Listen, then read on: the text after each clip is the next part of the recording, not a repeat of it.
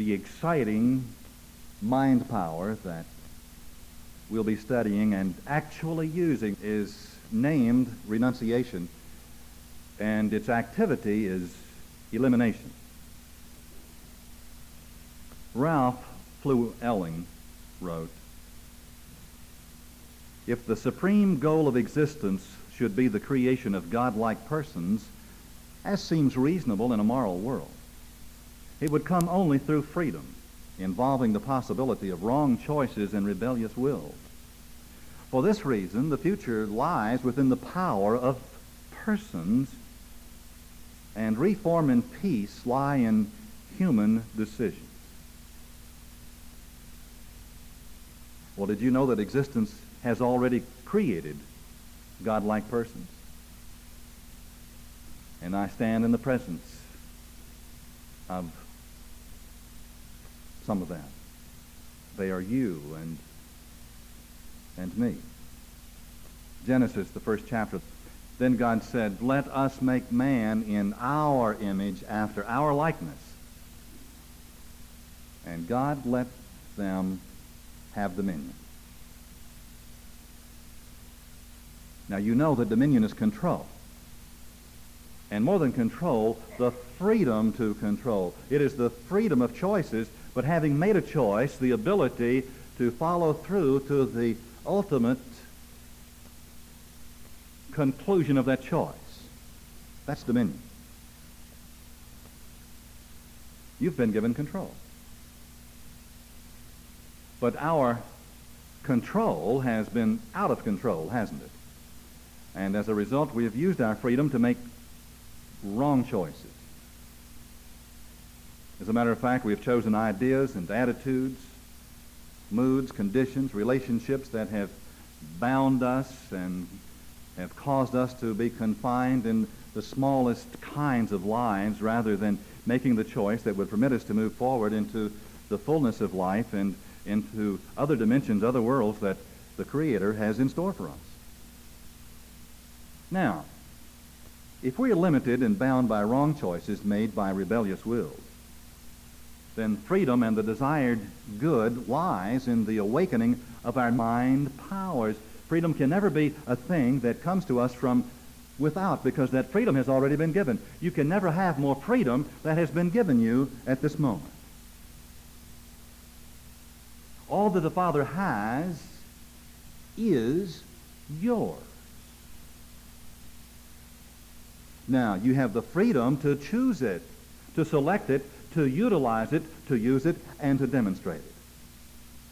But this can't happen until we awaken our mind and thereby cause these mind powers to cancel the wrong choices previously made, knowing that reform and peace will begin to take place as we make new selections and new decisions. In life, whenever there occurs a spiritual or religious conversion experience described in a variety of ways, such as salvation or conversion, sanctification, being born again, whatever that descriptive phrase has been. In other words, in all valid experiences that take place in the soul or mind in which there is a great shift or change in consciousness, and that person becomes aware in some measure of a deity and experiences the flow, the movement of that deity in their mind and spirit and life, invariably that experience was preceded by a determined desire to give up past ways of believing or of doing or of living.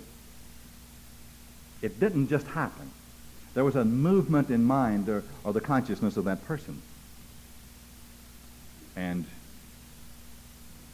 almost always it was caused because the person experiencing the shift of consciousness found something unacceptable about themselves and their life, and became willing and determined to be changed or reformed.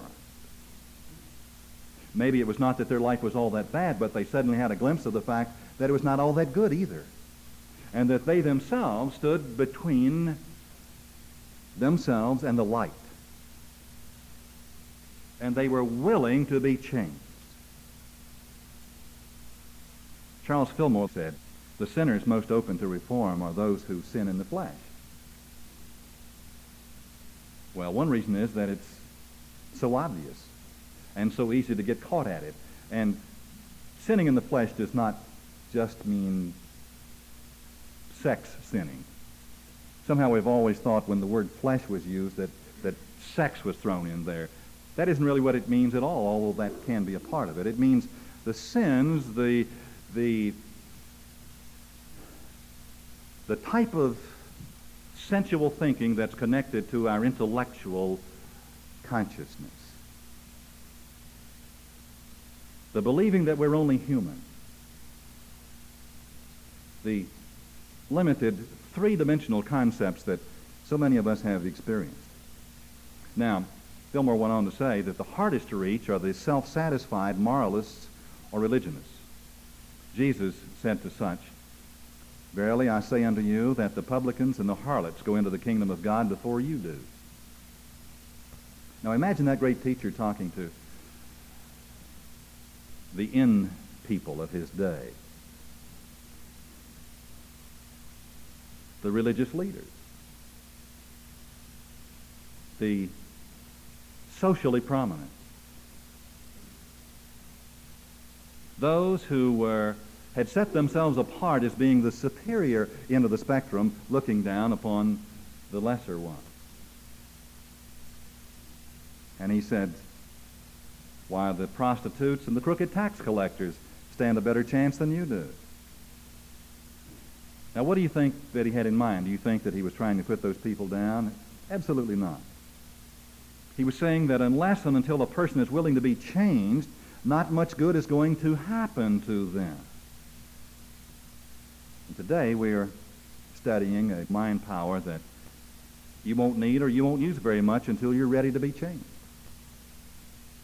And if you've been seeking change, you've discovered that you can't change very much until and unless you call upon this mind power. If you want to be changed dramatically and quickly, this is the one that you can call upon to do its mighty work. Not long ago, I was looking through a magazine, and you know how magazines are filled with many kinds of advertisements, and there was one small ad that stood out in the center of the page. It caught my attention, and I think perhaps it will yours. Do you suffer from painful elimination?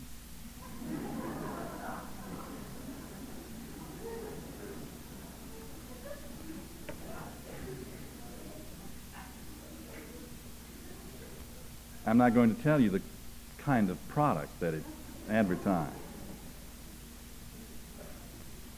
And I laughed and laughed because most people suffer from painful elimination. We are a race of string collectors. It is an amazing thing how we have believed that we could take everything into our lives and release nothing, and that somehow our good was going to come from the accumulation of things, or at least from the holding on to that which we have called our good. That we were going to find our good and settle down into it, firmly clasping it and grasping it and desperately clinging to it so that our good could never, ever leave us. And if a little bit of it goes, we suffer from painful elimination. Well, the faculty, the mind faculty of renunciation that we're talking about tonight is represented by the disciple Thaddeus. And Thaddeus is one of my favorite disciples. And this is one of my favorite mind power. The color that coordinates with renunciation is russet or reddish brown. It's that color brown. When you look at it, you're not sure that it's whether it's brown or red. It's right there in the middle of that color spectrum.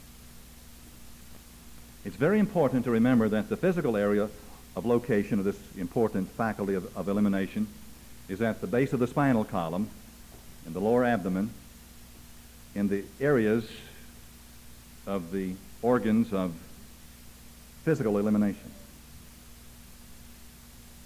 It's also important to remember that Thaddeus, or renunciation, elimination, is a feeling power. Being in the body, it's a feeling power. You don't think it, you feel it.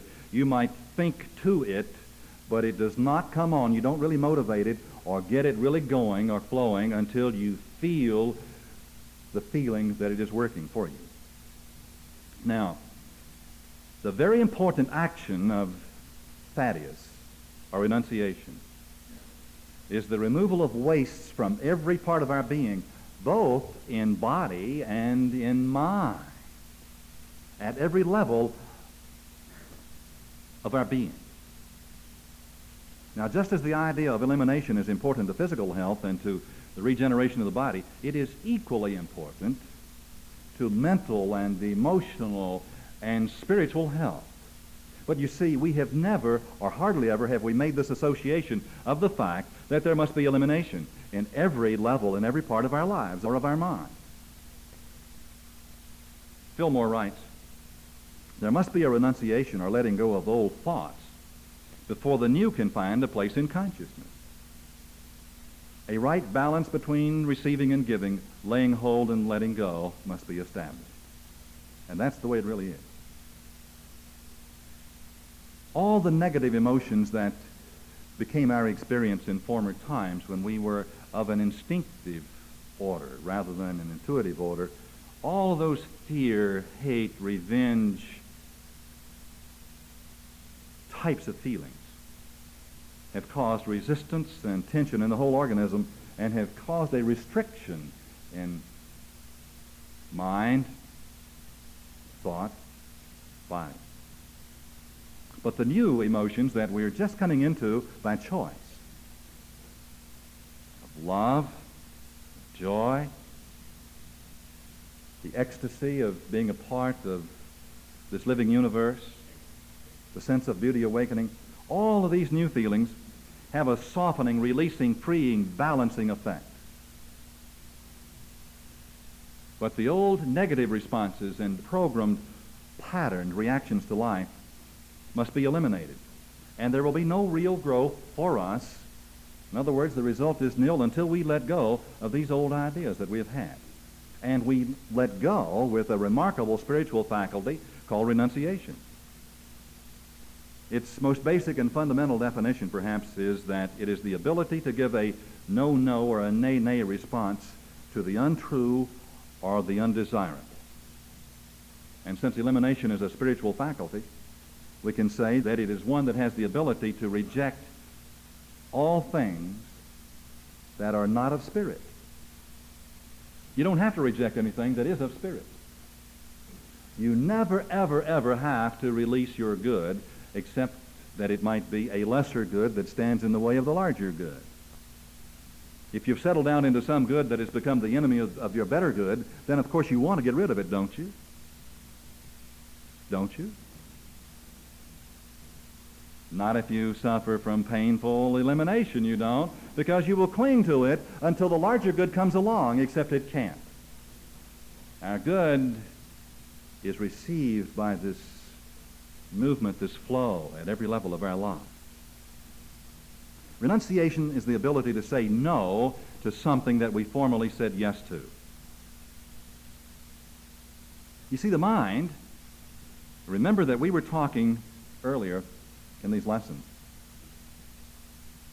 about the capacity of your mind to say yes to its good.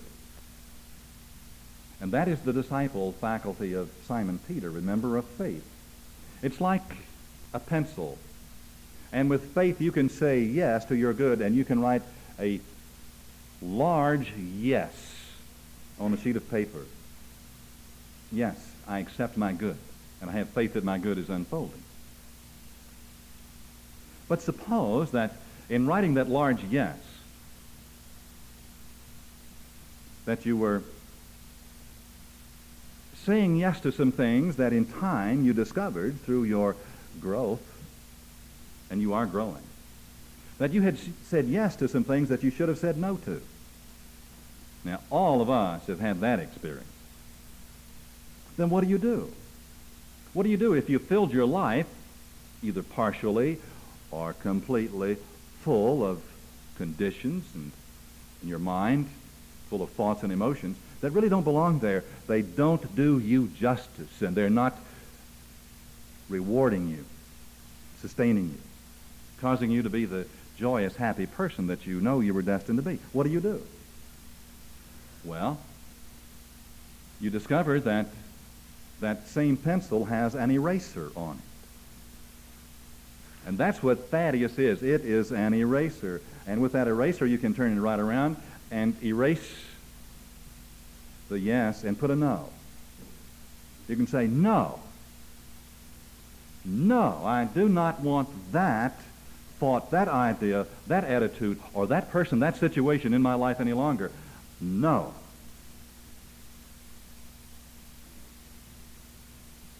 Ed Rabel, who happens to be one of the great teachers, once pointed out something, and this is not a direct quote. Ed was talking about the great work which the renunciation faculty does in building a spiritual consciousness, and without it, he said, the job simply could not be done. And there's a spiritual reason for this. You see, in our material lives, we're accustomed to starting with something. And then we continue to add something to that. We take a building and add material, and we continue to add material to what we already have until finally the process is completed. And we do this in our intellectual construction of a patterned mind structure. But the process of creating a spiritual world or entity is somewhat different. You see, the new simply cannot be piled upon the old.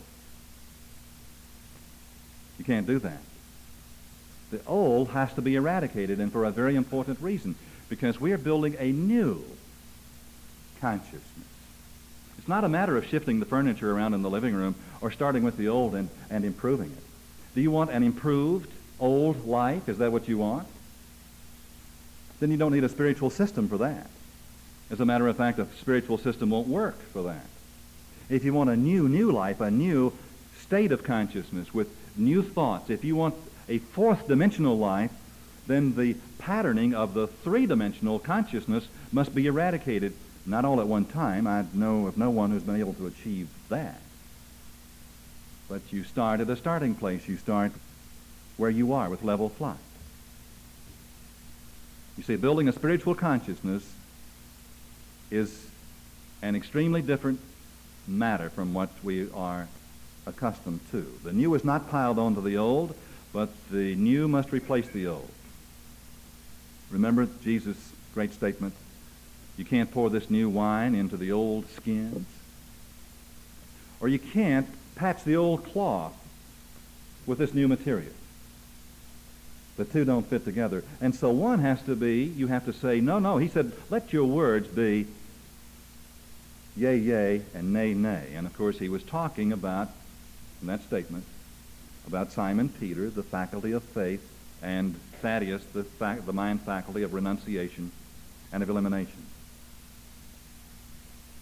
Now, if you want to build a new life, this is where renunciation comes in. Because it's the faculty that does the removing for you.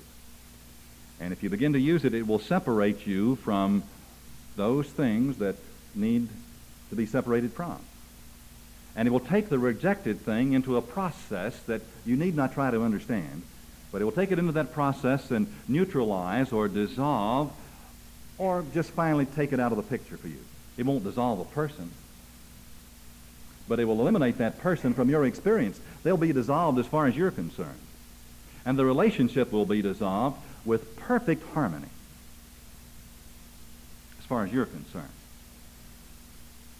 The name of the faculty is renunciation. The work of the faculty is elimination. And the technique which can eliminate all the things that need to be eliminated from your life is called denial. Now, it's very important to understand what you're trying to deny or cancel. We are denying those things that are of personality only, the outer, intellectually structured concepts. You never have to deny your spiritual nature at all. You affirm that side of yourself.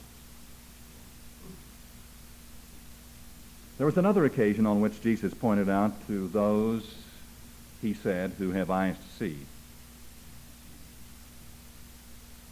He pointed out the proper use of renunciation in that unforgettable scene in which he drives animals out of the temple. Do you remember the story? And he did this by using a scourge of small cords, remember? He picked up some small cords that they used to bind the feet of doves, pigeons, and small animals. He just picked up those cords and used them as a scourge. Now, what they really represent, those cords, are your vocal cords. You have a scourge of small cords. And you can use your vocal cords to drive anything out of your life that doesn't belong there. If you don't believe it, begin to work with it, and you'll be amazed at how it works. Renunciation is a spiritual faculty, and consequently, our use of it should be in a spiritual manner. It's important to remember that spirit is silence and stillness and is within ourselves, and you first go within yourself and speak the word and get the feeling. A beautiful lady came up to me, and she told me that she had had a drinking problem and had done so many things to try to solve her drinking problem. And I asked her if she had tried quitting. And the most surprised look came over her face, and she said, "No, I never thought about that."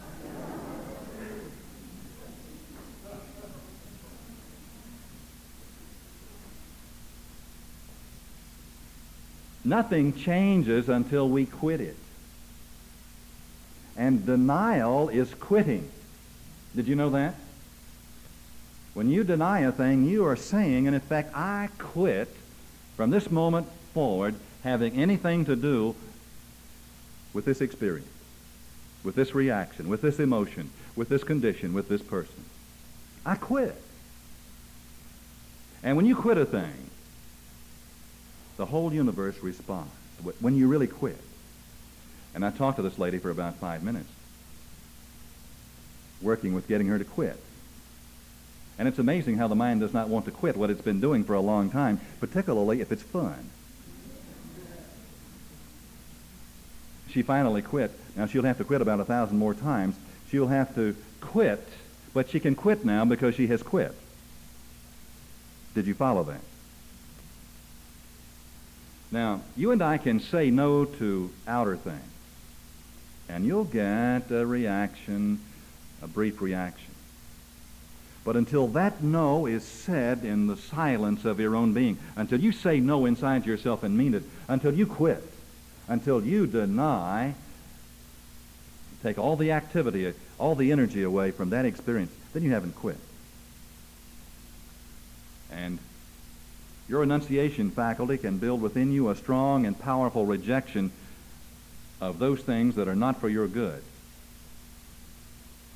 And once you really say no, that no will stand and will support you. You won't have to be thinking about it all the time. It says no, no, no. It will do it. Let me read to you from the Living Bible a part of the story of Jesus, and it's the story of the temple. Jesus entered Jerusalem and went into the temple. Now remember that this is a book of metaphysics, and he was never ever concerned before this day or after this day with that temple. The temple that he's talking about is the temple of your mind and his mind. He looked around carefully at everything and then left. For now it was late in the afternoon, and went out to Bethany with the 12 disciples. Bethany literally means in the Hebrew, house of figs. And it's derived from the moaning, sighing, wailing sound of the wind blowing through the foliage of a fig tree, and from the tears or the drops of gum that exude from the fig fruit. It means house of affliction or of distress, house of depression. But Bethany also means the place of crossing. He took the 12 and went to Bethany. If you've been going through a situation in your life, through a condition that has caused you to be filled with sighs or wailing, and if you've had tears running down your cheeks because of the agony that you've been experiencing, and if this condition has caused you to want to be changed, then you just went to Bethany. Bethany is that state of consciousness that is caused by the situations in your life that have forced you into a state of suffering. Now, a state of suffering that you do not wish to remain in, but wish to be changed from, to cross over from or out of. A remarkable thing happened on the way to Bethany. It's the story of where he saw the fig tree that did not have fruit, and he went to the fig tree and said, "You shall never bear fruit again." And the disciples heard him say it. In other words, his whole mind responded to that statement. The next day when he came back to Jerusalem, as they passed the fig tree, guess what the disciples saw and reported? The fig tree was withered. You see, Jesus was demonstrating the fantastic power of your mind to renounce or to eliminate or to deny or say no to a thing. Now, the moment that he said no to the fig tree, there was no discernible change in it, but overnight, or meaning in a short period of time, it withered. And anything, situation, or person that you say no to, meaning it, if you say you will never, ever bear fruit in my life again, you will never have this power over me again, I will no longer put up with this condition in my world again, never bear fruit. You don't say it with anger, but you affirm it. Then that is exactly the way it will be in your life. Now, when he went into the temple, he began to drive out the merchants and their customers and knocked over the tables of the money changers and the stalls of those selling doves. Many people have thought that he was quite concerned because of that physical building, and he was not at all. He was showing us that you and I must go into our own consciousness and begin to drive out or say no to turn over those attitudes and states of mind that have set up shop, that have nothing to do with our spiritual lives or our spiritual consciousness at all. If you wait for them to leave, they will be there forever. They have set up shop. They are the merchants, the money changers who are selling you short. There's a marvelous spiritual program called The 12 Steps of Alcoholics Anonymous. Let me read to you, just in part, the 4th step. Made a searching and fearless moral inventory of ourselves, going into the temple and looking around. Admitted to God, to ourselves, and to another human being the exact nature of our wrong. Realizing that my outer problems are invariably caused by inner states of mind. We're entirely ready to have God remove all these defects of character. Humbly ask him to remove our shortcomings. A remarkable similarity to that story. Now, Jesus carried it a step farther. And that was that he did not permit them and stopped everyone from bringing in loads of merchandise.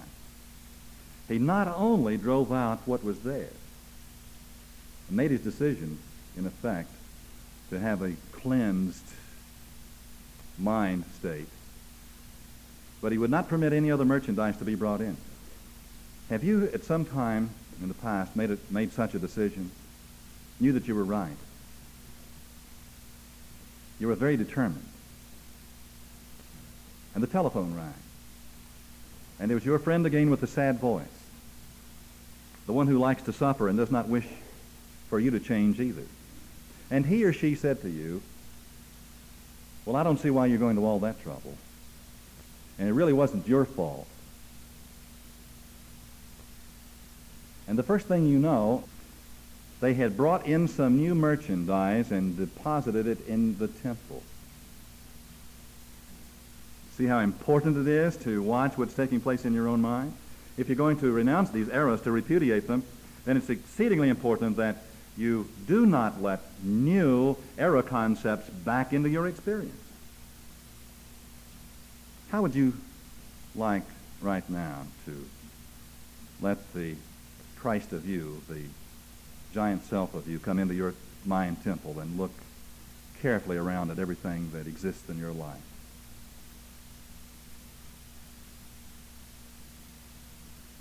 Are you willing to take an inventory, deciding what has to go, and preparing yourself to begin the process of elimination? And now, are you ready to re-enter your mind temple and drive out all that does not belong there with a whip of small cords, your own vocal cords, saying no, no, nay, nay? Not just to outer conditions, but to those inner negative states. Someone told me today that she became angry last night. And how she loved it. She didn't want to let it go. She enjoyed it. The power of it was almost intoxicating. And then she remembered some things. That she had no right to feel this way. And that she could stop at any moment that she wanted to. But that she would have to speak to her mind and to begin to cancel this experience so that she might have another larger, more sane experience. And she did. She said it worked. It really works. I know it works. Because every time in my past life when I was that way, I could not stop it. And I did stop it. You see, in the silence of your mind, you can cancel, or neutralize, or annul, or make void, or delete, or erase, or obliterate anything that you choose to expel or get rid of or remove from yourself, from your mind, from your life. Renunciation means a voluntary giving up by formal declaration. It is a surrendering to the old, but it requires a formal, verbal declaration. It does not just happen. It requires a deliberate and energetic statement of the mind. And it's a statement that one must agree with from the top of your head to the bottoms of your feet. All 12 of them must hear it and accept it. What would you find if you walked into the temple of your mind? What would you find that doesn't belong in your temple? Remember that Jesus drove out some animals. And that which we find in our temple is our lower animal nature that has set up shop. And again, we're back to the sensual obsessions of the mind. Not just sexual, but those dishonest thoughts, imperfect thoughts, incomplete thoughts, those thoughts that tell us that we're only human. If you are not certain what you would find, I suggest that you get the book Lessons in Truth and turn to the chapter on individuality and personality. And you'll begin to see that the things that we're working to expel are those attitudes of mind that come under our personality. The personality is that outer, human, limited and limiting self of you. Your individuality is that eternal, universal, joyous, happy, fulfilled and fulfilling self, and you can affirm it to your heart's desire and call it forth into the fullness of its expression. I also suggest that you get a copy of Your Erroneous Zones by Dr. Wayne W. Dyer. It's been a bestseller now for about a year. And better than that, I suggest that you get a copy of the series of lessons that we did here, cassette lessons. There are 8 of them on your erroneous zone. And I will assure you that you'll find some erroneous zones that you can say no, no, or nay, nay to. And every time you cancel one, there will be a remarkable change in your outer circumstance. You may have been saying to yourself, how can this kind of a life happen to a nice person like me? But if you'll go inside the temple and look around, you might find that this nice person like you has some very definite defects and shortcomings that can be and need to be eliminated. And if you have been dissatisfied with your performance in life, you can begin that process now. And the process is denial. The mind power is renunciation, and the activity is elimination. To deny does not mean to close your eyes and your mind and pretend that the condition does not exist. Those of us who have been around New Thought for a number of years have known people who have believed and said, God is all, there's only one presence and one power in my life, and I'm a child of God, and therefore I'm perfect. And I live in this perfect little world. But they were the only ones that believed it. And they didn't really believe it. To deny does not mean to say that a problem does not exist or that a defect or shortcoming does not exist. To deny means to face and admit the condition or the state of mind, to see it in all of its stark, utter negativeness or grossness, and to take away its right to exist in your life. To deny it the sustenance, the power of your own emotional response or of your belief. Something exists in your mind or your life only because you permit it to. To deny it is to no longer permit it to exist. Just like when Jesus said to the tree, you shall never bear fruit again. It's a story. I've told you the story before, but it comes to my mind, so I have to say it. The day that I discovered that I had lost my temper more times before 9 o'clock than you probably had in a week or a month. And I knew that I had to do something about it because it was killing me. It was a money changer. It was selling me short. It was robbing me of my energy, of my vitality. And not only was the anger there, but the resentments that flowed. It was an insanity of my mind, and it would not leave me. I kept waiting for it to go, and it would not go. It just kept focusing its attention here and there. And all the things that caused me to be angry kept causing me to be angry. And in that moment, I turned within and looked at it and denied it the right to exist. I became willing to never, ever lose my temper again. And I said, no, to my mind. And I meant it. I meant it so. I wish I could tell you how I meant it. I was so sick and tired of that kind of negative response to life. And I felt it go. That was many years ago, and it has never returned. Almost. But the no stands. And the no says no. And that's what a denial is. And when you make a denial and believe it and feel it, it's not an intellectual thing. Remember, it's a feeling. You give your whole self to it, and you develop a permanent no. Did you know that in the Bible, the process of elimination or renunciation is symbolically illustrated by a number of fascinating passages back in the Old Testament? And the first is in the symbolism of the flood in Genesis. The drowning of the wicked metaphysically stands for the elimination or cleansing in consciousness of the wicked thoughts and attitudes which have become too much to bear. And when the Egyptians were pursuing the Israelites, and the Red Sea parted, and the Israelites went through, and it closed on the Egyptians. The Egyptians represent those negative, lower, sensual, thought, feeling persons that are in you, and they must be drowned, or destroyed, or negated. And the same principle is presented in a more sublime and positive sense, perhaps, in the New Testament, the sacramental rite of water baptism. Did you know that water baptism is actually a celebration of acknowledgement of the action of the spiritual faculty of renunciation, that you can be cleansed of anything that is not or should not be a part of your life?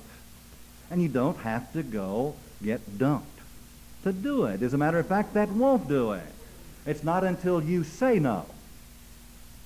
And Jesus said that water baptism would eventually be replaced by baptism of the Holy Spirit. And all that is an octave higher, wherein that you no longer have to eliminate the things that you don't want. The activity of the Holy Spirit prevents them from happening in the first place. It's the more conscious person with a more completely developed know and a more powerful activity of their whole being that says no to all of the impurities and negatives that should not exist in a spiritual person such as you. It becomes preventive medicine rather than corrective. Meanwhile, don't wait till you get to that point. Start working with water baptism or denial. Start saying no to what does not belong in your life. And you can start with that attitude of selfishness that exists in our human condition. Jesus said, let him deny himself and follow me. Deny his selfishness. Those attitudes in us that separate us from other people and from our good. Those attitudes that say I'm better than other people. The only thing worse than that is the attitude that says I am not as good as other people. It's both the same. My good can be gained at the expense of others. It's ugly. There are many ugly things in us that must be eliminated by feeling and renouncing. There's no growth whatsoever without renunciation or elimination of those things that have interfered and limited and inhibited our forward progress. They can be the conventions, the mores of the past, the ignorances, the blindness. Elimination is your mind's own power to cast off or free itself from not only useless body cells, but from forms or traditions which prevent newness from achieving expression. Remember the song, accentuate the positive, eliminate the negative, latch on to the affirmative. Don't mess with Mr. In Between. Go out into your life and begin this process of renunciation, denying and eliminating, starting right where you are with level flight, with that thing that you know needs to go. And if you will, you'll have the most exciting and rewarding and the most spiritual week of your whole life.